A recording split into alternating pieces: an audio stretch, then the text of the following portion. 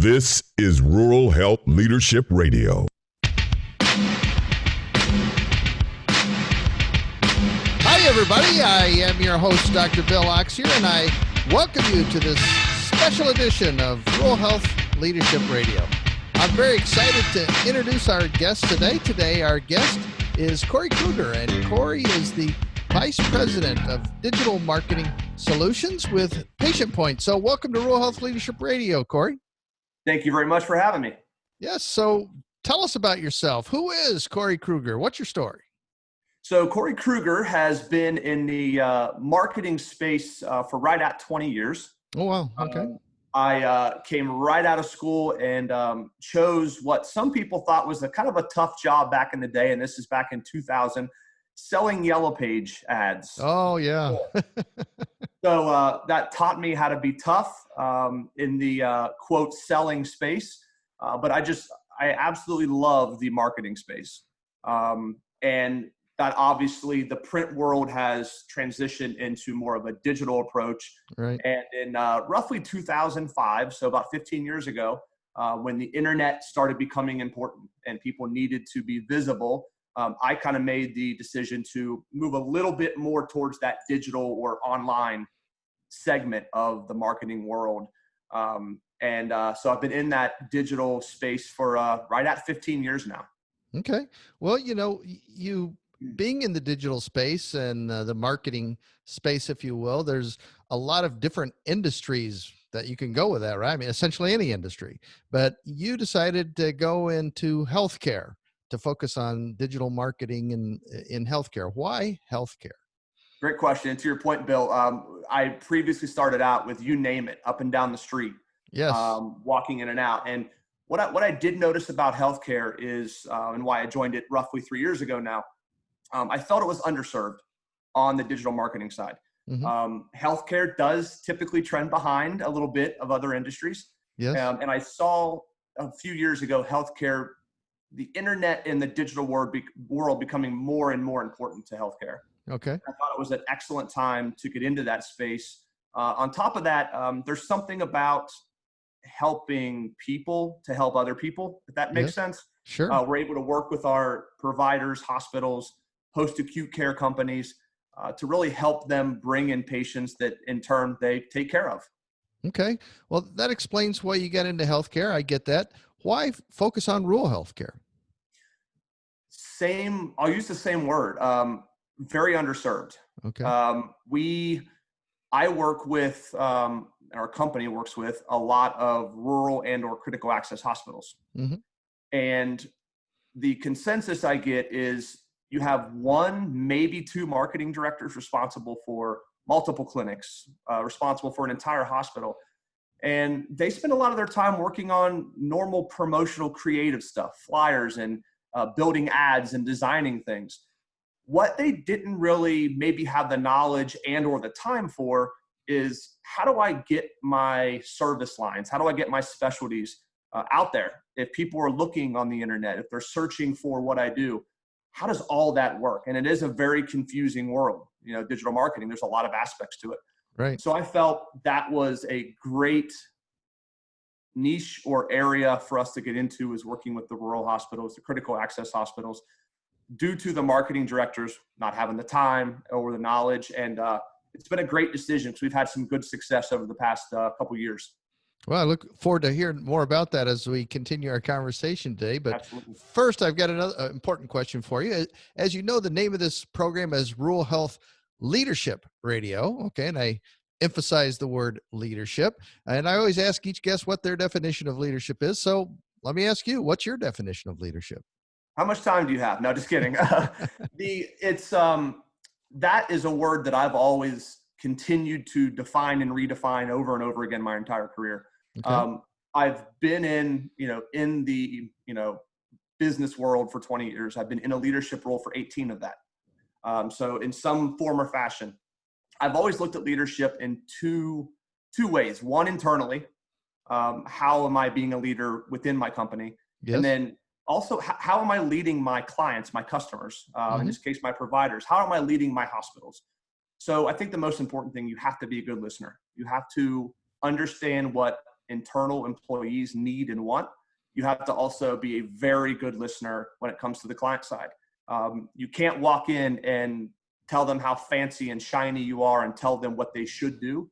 You have to listen to what they need and what they're looking for help on. And also, the other side of that is making sure that you're, matching and really caring about the people. So if you're going to listen to them and take that time, which is the most important, make sure they know that you care about the actual people and not just about the job itself. So I would say listening and that care factor for the actual individual internally and on a client side is very important to me. Absolutely. I like how you listening, that I think that's a good one, and a lot of people talk about that, but the caring piece, I think that's very interesting that you included that. And I appreciate that very much in your definition. So Absolutely. thanks for sharing that. Of course. So let's get on to talk more about your organization, PatientPoint. Can you give us an overview of PatientPoint and who you serve? Absolutely. PatientPoint is a much bigger company than just our digital marketing lane, so to speak. At its core, PatientPoint is a patient educational company at the point of care. We work with roughly 22,000 physician offices nationwide and roughly 800 hospitals. Big, small, medium, one doctor practice up to, practice with 15, 20, 25 physicians in it. We work with them delivering that patient educational information in waiting rooms of doctors' offices and hospitals, in the exam rooms. So we really work to make to better the doctor and patient engagement. Just a quick example, in the exam rooms, we'll talk about the cardiology specialty. You're in talking to your cardiologist, having a little tough time understanding maybe which part of the heart is having the problem. Our devices inside the exam room make it easier for the doctor to walk the patient through what's going on, i.e. 3D anatomicals that show the heart inside, outside, rotated, and it really helps that engagement. Gotcha. We're also working with, obviously, the digital marketing solution end of our company. And then another piece of our company is working with pharmaceutical companies to help them promote how they can help patients within these waiting rooms. So patient educational is kind of the overall backbone of PatientPoint, if you will. Yes. And then the digital marketing solutions division that we're speaking about this morning is one of those extremely important arms of the company. Gotcha. So in your partnership with NRHA, you're primarily focused on the digital marketing piece for rural hospitals and clinics. Absolutely. Yes. Okay. All right, cool. I checked out your website. I was amazed at how many things that you did, services you did offer. So thanks for clarifying that. Of course. And I'm sure you would welcome the opportunity to talk about all those other areas as well. But we're here today, like you said, to talk about the digital marketing piece. Absolutely. The COVID-19 pandemic has turned everybody's world upside down, right? Absolutely. How has it impacted you and your company? It's impacted us to the point of, maybe some doctor's office not seeing patients, not able to see them. Right. The new buzzword has quickly become telehealth or telemed, right? Yes. A lot of the offices are having to do the virtual visits. Yes. So we've had to not really transform our company because we're still helping doctors and hospitals bring in patients and educate patients. We're just having to make a couple of tweaks on how we go about that. For example, we're having to deal with a lot more telehealth and telemed. We're building websites, for example, and doctors are needing us to implement or build or add in a telehealth or telemed platform within the website. We're then having to, in other quick examples, we're having to change maybe some verbiage and some of the designs and ads that we're creating to help bring in the patients that they have a safe alternative of doing your appointment virtually. Gotcha. And then, of course, because we do a lot of waiting room network work, Yes. Waiting rooms aren't filled. Right. Dermatology, I was at mine. I had to wait out in my car until they called me. So, Right. but there is still offices that are transforming back into that. So, in addition, probably the biggest change we've made in helping some of that COVID-19 stuff we're going through is we're also working with hospitals on printed patient guides, which is part of that patient educational information at the point of care. Okay. We're developing and have launched and are continuing to launch a digital version of, let's say, that patient guide that once again is tied in through the website, through the digital end of our business. So we've adapted a little bit, but overall, and one last thing, we've had to, speaking of listening and caring for our clients, we've had to really move into a lot of, quote, service mode, if you will. Mm-hmm. All the updates that the doctors and hospitals and, post-acute care facilities need to make to their websites, all the COVID-19 requirements that the government is, we've had to really go into a service mode to where we're, quote, working overtime to make sure our clients are being cared for properly in the area that we promise to take care of them on, which is their website and that digital space. So I see a lot of extra work put in, but we're here when we're needed. So you haven't been laying on the couch eating bonbons during the pandemic. It doesn't sound like. It's funny that I have a lot of, previous people I've worked with, previous colleagues, even friends. What have you been doing nowadays? I kind of laugh. I say, what do you mean what I've been doing? We're busy, Yeah. And of course, what do you do? And then I get into all of that, kind of just as we walk through. So yeah, we've not taken the foot off the gas, so to speak. We're not sitting around. We're as busy as normal. Good for you. So, when you've shared a lot with us about your company, PatientPoint, and you service a lot of different customers, right? Urban, rural, everything. Why is rural so important to PatientPoint? I mentioned the underserved piece, and that's more of just being there to help them, right? Help them accomplish their goals. The other part of what I personally don't like and our company doesn't like is the fact that a lot of the rural clinics and hospitals, they struggle, quite frankly. Mm-hmm. They need patients to stay open. They a lot of time get assistance from outside, and we just want to be there to help a struggling area, so to speak. And to your point, Bill, we do work with a lot of big city hospitals that that don't struggle, so to speak. Right. I kind of like helping out people that do have tough times. And I guess the biggest gratification from that is when we have a critical access hospital in a town of, 5,000 people, that we're able to help with however we can. And that phone call or that email you get saying, look, we've been struggling in this area for a few years, and it seems like you've been able to help us there. Thank you so much for, spending the time. And I've even had hospitals say, thank you for focusing on little old me when when nobody has wanted to. Right. So I think the gratification of helping a struggling, let's call it, division of healthcare as a whole, yes, that gratification is great.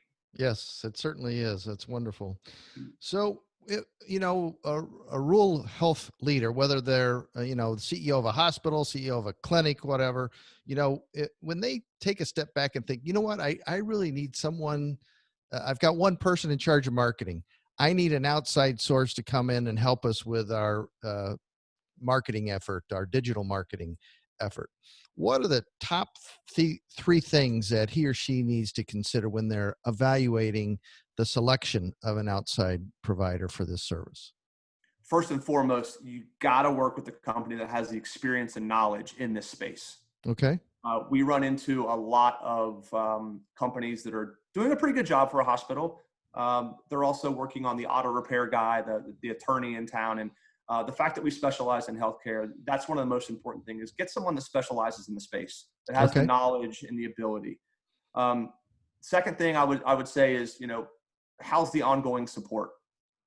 It's one thing to get something built well, get it live, get it working. How's the ongoing support? I mentioned earlier, time and knowledge is the biggest reason why companies like us are out there. Yes. And you have the marketing directors that, have a combination of both, or maybe have the knowledge but don't have the time, or the other way around. Right. So the ongoing support, is that there? Is there conversations happening weekly, monthly, to make sure that the hospital in this case is understanding what's happening, what's going on, because the unknown is kind of scary. Right. So we want to make sure the ongoing support's there to help go over anything from reporting to just understanding what's happening. I think flexibility is big. Maybe this is the third, flexibility. Within a rural hospital, within a critical access hospital, we focus a little bit differently than others. We don't look at the hospital as a whole. We really break down each individual service line or specialty and what's needed per specialty. You might have one area that they're, can't take any more patients on. You might have 4 or 5 others that are really struggling. So the flexibility and the knowledge, kind of back to the knowledge piece, to really understand that that's how we should work with these hospitals, is to see what areas specifically within the service lines need the most help, and be flexible to be able to stick and move and be able to help promote and make visible, so to speak, through the internet world, each specialty, and and with that ongoing support kind of being alongside that as well. Okay. That's some great advice. Thank you for that. The Rural Health Leadership Radio is all about sharing best practices. Okay. So, what's working at one facility in Florida, a CEO of a hospital or clinic in Texas may not be aware of that best practice. So we want to share best practices as much as we can. You've worked with a lot of different rural health leaders in clinics and hospitals and all that. So what are some of the best practices that you've seen them incorporate and embrace around the services that you provide? Great question. We start making sure we really have a solid foundation. Okay. I explain this to my marketing directors and CEOs that I work with. Consider how a house is built. The builder pours the foundation first.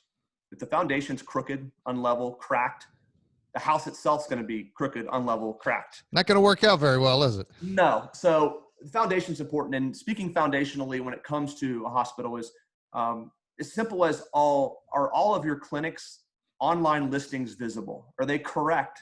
If you have 10 different locations, make sure the addresses and phone numbers aren't crisscrossing each other and being listed wrong. Are your providers' names listed accurately with the clinics and locations that they work out of? It seems very simple, Bill, but you'd be surprised at the nest, so to speak, of the mess of how those listings could get all interlinked. So yes. One of the best practices is making sure that foundation is solid, because you Okay. can have the best website and digital marketing campaign, but if nobody can find it because a simple listing's not accurate, Right. that's going to be a problem. Yes. So you got to have the solid foundation. Okay. Next, hospitals are caring for people, but they're also in the business of getting new patients, right? They're in the business of bringing in new patients. Next is the website. Your website has to be easy to navigate. It has to be able to, quote, convert potential patients into actual patients. Okay. But solid website. So we do a lot of work with hospitals on their websites to make sure that, if somebody's looking for the cardiology specialty, is it easy to find that page? Mm-hmm. Is the information there? Believe it or not, as simple as if they want to make a call and ask questions, is the phone number easy to find? Right. Surprised how buried that is. So simple stuff that people take for granted. We want to make sure that foundation's built. And then thirdly, I would say just really knowing how to not focus, as I mentioned earlier, on the hospital as a whole, but take the time to listen and learn on what individual service lines or specialties need the most help, and set up or devise a program around each individual service line to help out there. Yeah, those are some great suggestions, because just earlier this week I was trying to find a phone number at a hospital, and I went to their website and I couldn't find it anywhere, which seems like kind of crazy that you couldn't find it. So I guess I have a lead for you, maybe. I don't know. And of course, it's very frustrating. And to you as a patient, especially in the patient's eyes for just a second, when you're going through whatever you're going through, and all you want to do is find a simple number and make sure that the operational hours are correct, for example, for an urgent care clinic. It seems simple, but there's a lot messed up, and that's one of the first approaches, is making sure that foundation's solid. Yeah, just cleaning it up and dotting the I's and crossing the T's. Absolutely. Provides a good foundation. I like that analysis. So you mentioned earlier that one of your rewards is when you hear back from a client that, hey, thank you, you've made such a difference. Can you share with us a story about a client that you've worked with in rural health that you really did make a difference, and what that difference was? Would love to. We have one of our early on adopters. We've been working with critical access hospitals for about 5 years now, Okay. specifically. One of our early on clients, it's a hospital out of Paris, Illinois, and I don't think they mind me sharing the name. It's Horizon Health, Yes. out of Paris, Illinois. They just changed their name, right? It was Paris Community Hospital. Yes. Yes. Yeah. So marketing team of one, I think two now. Yeah. Okay. And so big responsibility. We started working with them early on, and one of the first words out of her mouth was visibility, visibility, visibility. Doctors weren't found. Clinics, addresses weren't found. And it's just simply because of that foundational piece. So that was one of the big things that we continue to hear from her in year 5 now is the visibility. Anytime you type in a doctor's name, they're all over the first page of Google. Anytime you type in cardiology, endocrinology, physical therapy, the hospital's all over the first page of Google. So visibility in general was one of the biggest successes that we worked with them on. Okay. What they love is that flexibility. We're able to mold their campaign even throughout the year. A lot of companies, they set up an agreement. Let's just, say it's a 12-month agreement to help you on your quote marketing. Right. A lot of times they set it in place and they move on until it's time to talk about next year. I actually work with Horizon Health once a quarter, and we actually set up a new group of specialties and a new marketing campaign and fresh ideas every 3 months. Wow. So she loves the flexibility that we have throughout the year and the understanding that we have because their needs change. And Right. if we're not willing to change with them, that's not a good combination for a good partnership. Right. So, Right. I'm up at the hospital personally in Paris, Illinois, once a year. She literally comes to our headquarters for our digital division in Nashville once a year. So there's a lot of very good relationship building that we rely on, the ongoing support's there. So, and then we're able to show the reporting to where the ultimate success is driving census per service line. She's able to see that the number of appointments have increased X amount per month or per year over the previous year. And it's based off the digital marketing campaigns that we're running to help them out with that. So that always stands out being one of our early on clients. They actually had us up last calendar year to do a video testimonial. Okay. We brought our camera crew up and interviewed her on our relationship with them and what we do well and how happy they are. And what Nice. a great gratification for the extra hard work we're putting in is to have a client actually want a video crew up there to tell the world, so to speak, Right. that we're able to help them and that we're doing great work. Yes. When somebody wants to do that, that tells you that they're happy with the work that you're doing. That's for sure. Absolutely. Yeah. So you've worked with a lot of rural healthcare leaders around the country. You work on conveying messaging in your marketing program. So you've got a pretty good handle about what's going on in the rural healthcare world. So what scares you the most about the future? Well, obviously, this virus hanging around, right? Yes. Yes. So I don't know that it's scary, so to speak, but it's going to keep us on our toes to make sure that we are evolving around whatever is happening. Clearly, 4 months ago, we were all kind of rocked by what's happening right now. Absolutely. And we had to stick and move. We had to make sure that we were adopting with the new needs of what a hospital or a doctor's office might have. Right.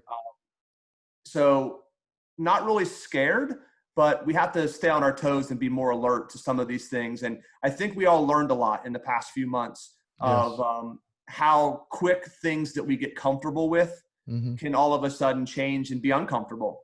And if we're not willing and able to adapt, that's going to be the challenge. But so far, as I mentioned earlier, Bill, I believe we've done a fantastic job through this. So the scare factor for me is a lot less now that I've seen how we've been able to kind of adapt and, through this tough time. Sure. I appreciate that. So let me flip that question around for you. What excites you the most about the future?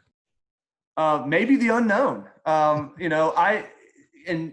Unknown meaning just, if you backed up 20 years ago, we probably would have never looked ahead and said we'd be having a digital marketing internet conversation because people would have said, what's the internet?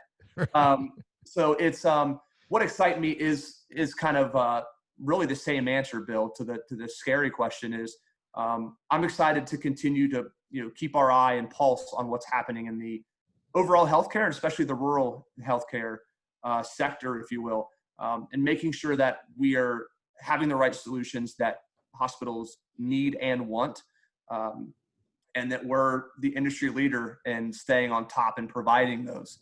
That's what excites me about that. Yes, that is exciting. Thank you. Cory, the time has flown by in our conversation here. We've covered a lot of territory. If our listeners only take one thing away from this conversation today, what should that be? We love working with rural and community hospitals. There's so many things that they need help with. We've had such good success with helping others that we are excited to continue to find more rural and or critical access hospitals that need the help. And we're excited to provide that for them, and look forward to working with as many that see the value in PatientPoint and what we bring to the table. Cory Krueger, Vice President of Digital Marketing Solutions with PatientPoint. Thank you so much for joining us today and sharing your knowledge and expertise. Bill, thank you so much for your time as well. I greatly appreciate it. If you'd like to connect with Cory, you can find his contact information in the notes below, as well as PatientPoint's website, which quite simply is PatientPoint.com. And if all else fails, you can reach out to me and I'll be glad to connect you with Cory and his team. If you'd like to learn more about Rural Health Leadership Radio, hey, do you have a smartphone? Well, guess what? There's a podcast app on there, and all you have to do is search for Rural Health Leadership Radio. When it shows up, hit the subscribe button. Or, of course, you can always check out our website as well at rhlradio.com. If you enjoyed today's special episode of Rural Health Leadership Radio, or know someone who might benefit from what Cory had to say or from the services that PatientPoint provides, please share this, because we're all here to serve you. Until next time, let's keep working to improve rural health, one conversation at a time.